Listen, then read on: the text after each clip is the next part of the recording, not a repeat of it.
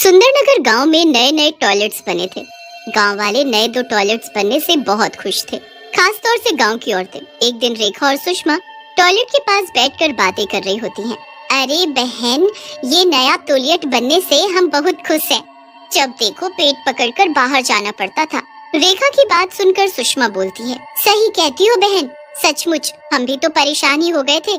एक तो मुझे रोज आधी रात को टॉयलेट जरूर आता। कुछ दिनों में दोनों टॉयलेट शुरू हो जाते हैं और गांव के लोग दोनों टॉयलेट का इस्तेमाल करने लगते हैं, लेकिन कोई भी उनकी साफ सफाई का ध्यान नहीं रखता और कुछ दिनों में वो गंदे होने शुरू हो जाते हैं और एक टॉयलेट बंद करना पड़ जाता है। एक दिन सुबह के समय गांव वाले टॉयलेट के बाहर खड़े होकर अपनी अपनी बारी का इंतजार कर रहे होते हैं। तभी दिनेश अपना पेट पकड़ कर आता है।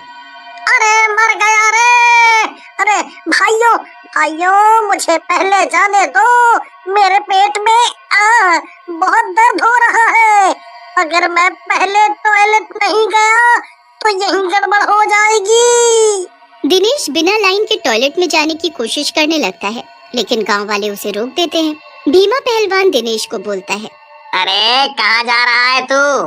तुझे पता नहीं लाइन लगी है, चल खड़ा रह। भीमा की बात सुनकर दिनेश डर जाता है और पेट पकड़कर खड़ा हो जाता है। थोड़ी देर बाद लोगों को बदबू आनी शुरू होती है। लोग दिनेश की तरफ घूरने लगते हैं। ये देख दिनेश बोलता है, मुझे ऐसे क्यों देख रहे हो? मैंने तो पहले ही कहा था कि मत रोको मुझे। अब हो गई ना गड़बड़, मेरी तो यही निकल पड़ी। बड़ा ही गंदा आदमी है तू, हैं? चल जा, अंदर जाकर साफ कर ले अपने आप को। टॉयलेट पर कंट्रोल नहीं कर सकता। भीमा भैया, मेरी क्या गलती है? कल मैंने काठी रोल खाए थे, जिसकी वजह से पेट गड़बड़ हो गया मेरा, और टॉयलेट भी तो एक ही है। फिर कुछ दिन बाद एक रात चुड़ैलों की टोली सुंदरनगर से गुजर रही होती है। सुंदरनगर की सुंदरता देखकर चुड़ैलों की टोली वहीं रुकने का मन बना लेती है और चुड़ैलों की टोली में से काली चुड़ैल बोलती है, कितना सुंदर गांव है ये। चुड़ैलों, अगर मेरी बात मानो तो हम कुछ दिन यहीं रुक जाते हैं। काली चुड़ैल की बात सुनकर मोटी चुड़ैल बोलती है, सही कह रही हो काली चुड़ैल, मैं भी यही बोलने वाली थी। तुमने तो मेरे मुंह की बात छीन ली। तभी चुड़ैलों को वो दोनों टॉयलेट दिखते हैं। एक टॉयलेट बंद होता है और एक टॉयलेट के आगे भीड़ लगी होती है। चुड़ैलें खाली टॉयलेट के अंदर रहने लग जाती हैं। अगली सुबह फिर से गांव वाले टॉयलेट जाने के लिए टॉयलेट के पास लाइन लगाकर खड़े हो जाते हैं। तभी टिल्लू नाम का एक गांव वाला पेट पकड़कर वहां आता है। अरे ओ गांव वालों, तनिक खबरें लिए रुकना ना, अरे मुझे बहुत जोरों से लगी है। अरे कुछ नहीं है तुझे, जब देखो झूठ बोलकर आगे घुस जाता है। हाँ, ऐसा क्या कुछ नहीं है? अरे मुझे बहुत जोरों से आई है। तुम्हें आकर्षक है तो चलो चलो मेरे साथ और देख लो। टिल्लू की बात सुनकर भीमा गुस्से में आ जाता है। तब तक वहाँ गांव के सरपंच भी आ जाते हैं और दोनों को अलग करते हुए बोलते हैं, तुम दोनों को शर्म नहीं आती है? इतने बड़े होकर भी बच्चों की तरह लड़ रहे हो। चलो हटो। सरपंच जी, इसमें इन दोनों की कोई गलती नहीं है। अब आप देखो ना, एक ही टॉयलेट में कितने लोग जाएंगे। आप कुछ करके दूसरा टॉयलेट भी ठीक और साफ करवा दो। हाँ। सरपंच जी टॉयलेट साफ करवाने का वादा करके वहाँ से चले जाते हैं और रात के समय मुन्ना और टोनी नाम के 2 सफाई कर्मचारियों को टॉयलेट साफ करने के लिए भेजते हैं। यार टोनी, अपनी भी क्या जिंदगी है? दुनिया सो रही है और हम यहाँ टॉयलेट साफ कर रहे हैं। कहा तो सही रहा है भैया, लेकिन अब क्या कर सकते हैं, काम तो करना ही पड़ेगा। चलो चल कर टॉयलेट को साफ करें।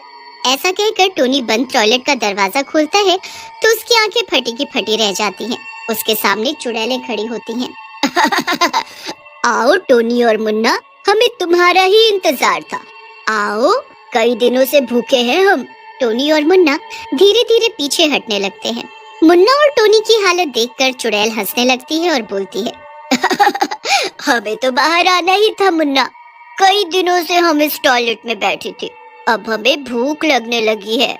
फिर चुड़ैलों की टोली मुन्ना और टोनी को मारकर उनकी लाश को खा जाती है और फिर लाश को टॉयलेट में रख देती है। अगली सुबह दूसरे टॉयलेट का दरवाजा बंद देखकर सरपंच जी बोलते हैं, ये मुन्ना और टोनी दोनों पक्के शराबी हैं। कल एक छोटा सा काम बोला, वो भी नहीं किया। लगता है किसी और को बुलाना पड़ेगा। फिर सरपंच रॉकी नाम के दूसरे सफाई कर्मचारी को लेकर आता है और बोलता है, रॉकी, आज ये टॉयलेट साफ करना है, क्योंकि जब से ये बंद हुआ है तब से गांव के लोग भीड़ की वजह से आपस में लड़े जा रहे हैं। आप चिंता ना करें सरपंच जी, मैं अभी साफ कर देता हूँ टॉयलेट्स को, ताकि गांव वाले आपस में ना लड़े। ऐसा कहकर रॉकी टॉयलेट का दरवाजा खोलने जाता है, लेकिन जैसे ही वो दरवाजा खोलता है वो डर के मारे चिल्लाने लगता है। रॉकी का चिल्लाना सुनकर सरपंच गुस्से में बोलता है, अरे पागल है क्या? क्या भूत भूत चिल्ला रहा है? कौन सा भूत है यहाँ? जब देखो नौटंकी नौटंकी नौटंकी। लेकिन जैसे ही सरपंच उन दोनों कंकालों को देखता है वो भी घबरा जाता है। तब तक रॉकी का चिल्लाना सुनकर बाकी के गांव वाले भी वहां आ जाते हैं। भीमा पहलवान रॉकी से बोलता है, क्या हुआ रॉकी, क्यों चिल्ला रहे हो? ऐसा कहकर भीमा भी टॉयलेट के अंदर झांकता है और बेहोश हो जाता है। अंदर चुड़ैलों का झुंड कंकालों की हड्डियां खा रहा होता है। दिनेश बोलता है, सरपंच जी, इससे पहले ये चुड़ैलें यहाँ से बाहर निकले, हमें इस टॉयलेट का दरवाजा बंद कर देना चाहिए। फिर दिनेश और सरपंच जल्दी से टॉयलेट का दरवाजा बंद कर देते हैं। चुड़ैल टॉयलेट के अंदर से चिल्लाते हुए कहती है, अभी तो बंद कर रहे हो सरपंच, लेकिन अगर मैं बाहर आ गई तो मैं और मेरी टोली तुम्हारे पूरे गांव को खा जाएंगे। फिर सरपंच और गांव वाले वहां से चले जाते हैं और रास्ते में सरपंच गांव वालों से कहता है, देखो भाइयों, आज रात इस टॉयलेट में कोई नहीं जाएगा। मैं अभी यहाँ से जा रहा हूँ और कल तक इस समस्या का कोई हल लेकर आता हूँ।